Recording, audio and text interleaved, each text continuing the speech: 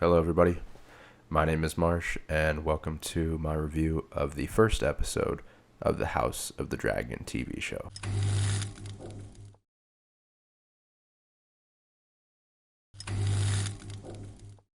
So just as a brief synopsis, for those of you that don't know, the House of the Dragon TV show is a spin-off made by HBO to the popular show Game of Thrones. We all have our differing opinions on how that show started and ended, but either way, we're going to go ahead and get into the first episode. We're going to start with non-spoilers, and then we're going to go ahead and have a little spoiler discussion / predictions going forward on the show. So let's go ahead and jump right into it.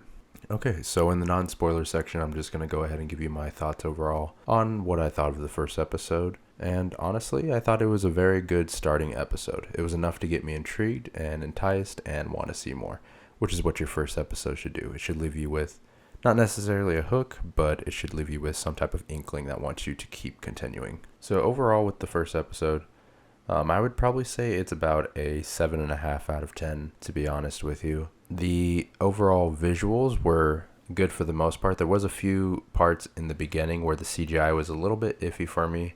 The dragons, you can tell, don't have as high of a budget as they did in the previous show, but that's understandable because they only had to do a few dragons versus doing multiple in this show. And so they have to sort of stretch out that CGI budget. And then there were only a few other moments when it came to the visuals CGI-wise where I really noticed it, and that was when it was doing some of the landscape stuff with the old King's Landing in the past. I think part of the problem is one of the shots when they had a carriage coming by, there was a practical wall that was actually built, and then they had the CGI behind it, so it kind of threw it off. But other than that, I really had no complaints with the CGI or the looks of the show overall. I thought the sets all looked great. The costuming was great as well, especially the armor. My only real complaint with the armor is more practicality-wise for one of the characters. There's a joust during the episode, and he doesn't really have a faceplate, which is kind of out of the ordinary, not very safe for a joust, but that's more of a practicality thing. I can't really hate on the show for that because they want you to see the character's face. And overall, to the next thing, the characters. How were they? There is one character I would say that steals the show, to be honest. He is your soon-to-be antagonist, as you can tell, and that's sort of the way they're leaning towards it, based off what happens with him and how they handle him and everything like that. There's also the other character that they're setting up as the protagonist, essentially, but we know it's Game of Thrones, or it's based off Game of Thrones, so it's not going to be as black and white as usual when it comes to good and bad. There's going to be some gray in between. But the best character is the antagonist, I would say. And there are some great performances. I'll get into who the antagonist is in the spoiler section. I don't want to say anything for now, in case you want to go in blind to the show. But there's some great performances with that from that character, and then there's some brutal stuff. And as we come to expect with Game of Thrones, there's also nudity as well as some vile, grotesque parts. There's a trigger warning if you aren't comfortable with any nudity or sexual content, or even like grotesque like disembodiments. You probably shouldn't watch Game of Thrones or The House of the Dragon. It's not as intense as Game of Thrones, but it's HBO. It's obviously there, and I don't think it's going to cool down anytime soon. I don't personally have an issue with it, but some may. But with the story of the first episode, I don't really want to get into any specific details. I'll give a brief summary of the first 5 minutes that they discuss. Basically, they're talking about the Targaryens, and with the Targaryens, they go into a part where they're talking about the succession of one of the Targaryens. I don't remember the specific name. I haven't read the book, so I'm not an expert, but they mention at one part there's a female Targaryen that everyone thought would succeed, but they didn't want to give it to her due to tradition and not letting a female rule on the Iron Throne. Not that the law has anything against that, but it's more of a tradition thing because they never had a woman do it. But the law isn't written to say that only a man can rule. And so they don't vote for the woman, they vote for another person. And then there's a time gap after that. And it's basically the outcome of that person being elected, what happens with that person, and that person, basically their storyline and their family and what's happening with that. A lot of political intrigue as we do with Game of Thrones, House of the Dragon stuff. I'm probably going to say Game of Thrones a lot because that's what we all know it for. That's what everyone's watching for. And so I'll try to refer to it as House of the Dragon as much as I can, but we'll see how that goes. But yeah, overall I would say it's a 7.5 out of 10. Decent storyline. It sets it up in a way that you're going to want to watch the next episode. It's not crazy intriguing. It's not as good as the first episode of Game of Thrones, I would say. That has a big hook at the end, as you may know if you've seen that show in the past. But it's enough to keep you interested and keep you wanting to see more and what happens. It has a good story, good characters, good visuals overall, and no major complaints, honestly. And that's a good thing because most adaptations nowadays have been kind of lacking when it comes to fantasy. So it's kind of good to see HBO take control of it again and do what they did with the original Game of Thrones. Hopefully they can keep up that momentum. So let's go ahead and get into the spoiler section, however. And now's your chance to click off this video if you want. If you've already seen the episode, then buckle in and let's go ahead and start discussing it and talk about our theories. If you've read the book, I haven't. Please don't spoil me going forward if I'm incorrect about anything. But let's go ahead and get into it. So starting with the spoilers, to go a little more detail into the review. So I'm not really going to cover any visuals or anything like that in this part per se. I'm going to try to cover more story and what happened and talk about that. So as far as the story and what they're doing with that and the characters, like I said in the previous one, the best character so far is the antagonist. That would be Daemon Targaryen. He's the brother of the King Viserys, and basically he doesn't become a protagonist until the second half of the episode.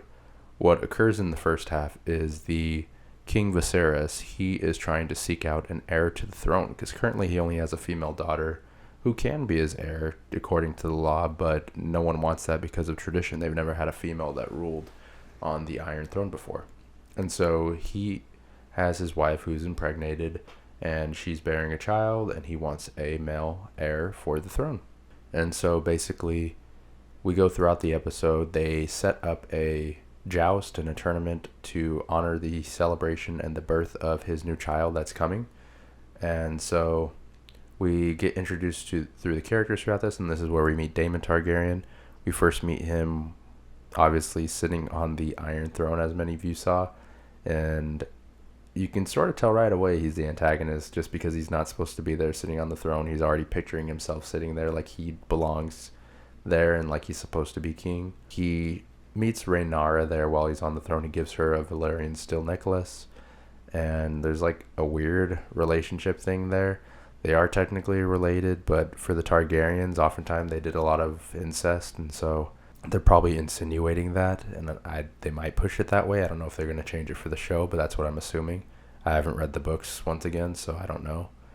But basically, they're sort of setting him up already from the get-go as the antagonist, and then the very next scene for him, they have him showing his rule of the City Watch, which is the part that he controls. And he takes the City Watch. They go into like this encampment of like accused prisoners, and they start murdering them all, or they're punishing them based off their crimes. So for example, there was like someone who was an accused rapist, and so they cut off his penis. And then there's people who are accused thieves. They're cutting off their hands, and they're basically taking control as the City Watch. And of course, as you expect, this brings up a lot of controversy in the council that meets with the king, and the Hand of the King, who hates Daemon Targaryen with a passion, basically complaining about him. They almost get in a fight and all of that. But then it moves on after that brutality, and we go ahead and we see the actual joust occur. And when the joust is occurring, it turns out that the queen, I'm looking up her name right now, the queen Aemma Arryn, who's married to Viserys, is having the baby, and there's complications, and basically the baby isn't coming out, and so they're going to have to perform a C-section. And this is where the cinematography got really good. It was switching back and forth from the fight with It was switching back and forth with the fight from Daemon and the random dude, and the baby being cut out on a C-section, her getting murdered and killed, basically, with him losing the fight. And it was showing the duality between those two things and the combination of it. And basically, the maester goes to the king and he tells him, we can either save none of them, or we could attempt to save the baby and do a C-section. They do a C-section, and both the baby and the mom die. The baby survives for like an hour, and then he eventually dies of complications, sadly. And so the kingdom then goes into mourning, and while the king meets with his council, they're talking about who the next heir is going to be, and he just keeps getting more and more pissed off. He stands up for his brother Daemon, because he's technically the next rightful heir, since there's no male heir to the throne under him, and they don't want to do that. At least on the council they don't, because he is seen as ruthless, dangerous, and violent, and basically they don't want to have him be the king. And so during this whole time, Daemon's listening secretly in the most unsecure room ever, and he sees his brother stand up for him, but then he goes to the brothel and disrespects his brother by saying that they're honoring the king that lived for 1 hour, the heir of the king that lived for 1 hour, basically. And of course the king hears about this, and then he tells his brother to leave the kingdom and never come back, kind of thing. And he then makes the next heir to the throne his daughter, and he does something kind of cheesy. He like, oh, let me tell you this prophecy about the Song of Ice and Fire that I heard from someone wasn't in the original book, and George R. R. Martin wrote off on it and let them put it in, but I still think it's a cheesy prophecy. I don't think they needed to include that, but they have a dramatic speech and everything. They crown her the heir to the throne and all of that, and then that's sort of where the episode ends, and also Daemon leaves the place. And going forward, what I think, honestly, is they're probably going to have a time skip at some point, because she's like 16. They're not going to have that. They need to grow up. Time needs to go by so that Daemon can build his army and come back and attack. He's obviously the antagonist. She's going to be the protagonist to a point, because we all know everyone's morally gray in these kind of story. And so we're going to see the duality between that, and it's going to have a time skip go forward, and I don't know yet where it's going. I just know there's going to be a time skip and some type of war and conflict. Oh, and also, we also saw that the Hand of the King tried to send his daughter in to seduce the king. Like, really, bro? She's a nice girl. She just brought a book and wanted to read history and, like, comfort him. So good for her. But, like, really, you're the Hand of the King, you little slimy dude trying to do that? Unnecessary. Come on. Anyways, I thought the episode overall was really good. A good 7.5 to 8. Overall, it's a good first episode to get you intrigued. It's not like Bran falling out of the statue at the very end where you have that cliffhanger, oh, is he alive or not? When Jaime pushes him, it's not like that, but it's still a good first episode, and I'm plenty intrigued enough to see what happens going forward. So, let me know what you thought overall. I haven't read the book, so please don't give me spoilers on anything like that, but if you've seen the episode, tell me how it was, what you thought about it, and what you're excited for going forward, or what you're not excited for. Anyways, I'll go ahead and do another episode review. I'll try to get it the day after, on the Monday after the episode instead of Tuesday, but we'll see how that goes. But yeah, if you can like and subscribe, that would be amazing, and I'll see you guys for episode 2. Thank you for watching. Bye-bye.